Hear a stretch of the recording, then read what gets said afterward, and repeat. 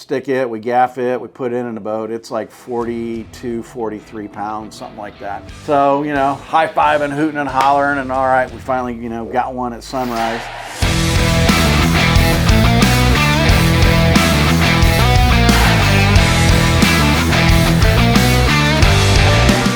That's easy. That's fishing with my granddad when I was a little kid. So we grew up in Indiana, and he was a doctor. And he only worked half a day on Wednesdays. You know, the old-time doctors carried the black bag, did house calls, all that stuff. So it's a little lake, a little like Sears game fisher boat or something like that. Had a little outboard motor on it, or we had oars and, you know, the squeak of the oar locks and stuff like that. So catching bluegills, little bass, things like that. So that's something I'll never, ever forget. It got me into the love of boating. And now I'm fortunate enough, you know, my granddaughter, my grandson, all that stuff. So hopefully I'm kind of instilling those things into them that, you know, I did. So it's one of those things you remember for the rest of your life, and it's awesome. One day I was running up Tampa Bay, and Air Force One was at MacDill Air Force Base. And it took off and literally like flew right over top of me.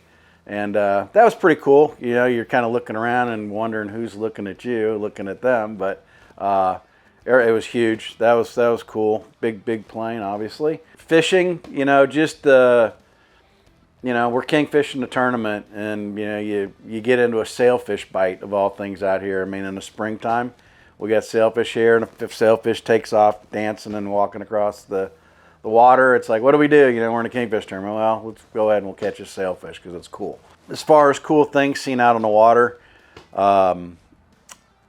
being offshore, running offshore early one morning, and they were launching a shuttle off from the Cape, and I mean, clear over here on the west coast of Florida, you could see it bright as day, you know, so the shuttle's going up, and then the sun's starting to come up and stuff like that.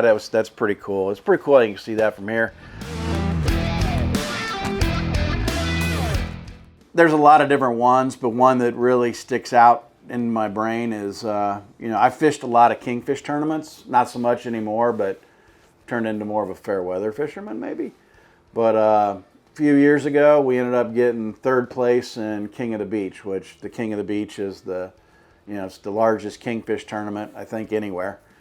And so it's pretty cool, man. And, you know, of all the tournaments we fish, everybody's like, you know, man, we're going to go out and we're going to get that fish on the first bite, and then the pressure will be off the whole rest of the day. And all. It never happens that way. But this particular morning, it pretty much did.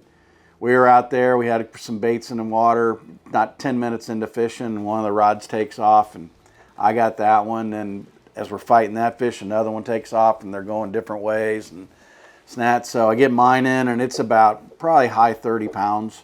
And then my buddy Jim's fighting the other one, Gusto, and it was bigger.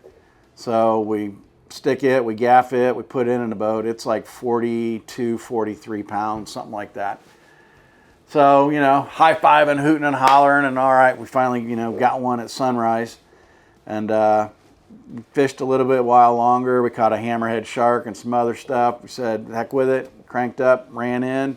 We were sitting in the pool by 11 o'clock in the morning, hanging out and just kind of waiting for the weigh-in to happen. So it was a good day, you know. It just, everything kind of went just perfect, and that's a day I'll never forget. We got third place in the tournament and second place in the Calcutta that day.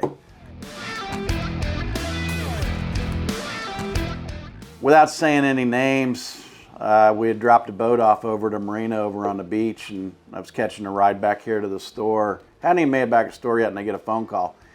The voice sounds something like this. Hey, brother, you ain't gonna believe this. I just ran aground. It's a horrible imitation, but you're probably gonna get who that was. That was pretty funny. There's another sports figure that, I mean, Ken Griffey Jr. Man, Junior, that was so cool. I grew up in Indianapolis with the Big Red machine. We go over and watch the Reds play all the time. So I grew up watching his dad and Johnny Bench and Perez and Rose and all those guys. And And I'm talking with Kenny Jr. and talking about that, and he just laughs. He goes, "Oh, those knuckleheads." I mean, he was a kid. He grew up with them, so that was pretty neat. And just in general, man. I mean, I've met so many people. Whether just normal people that it changed lives, right? Bill McGill started this out years ago. Boating changes lives, and it does. And I see that every day, and it never gets old.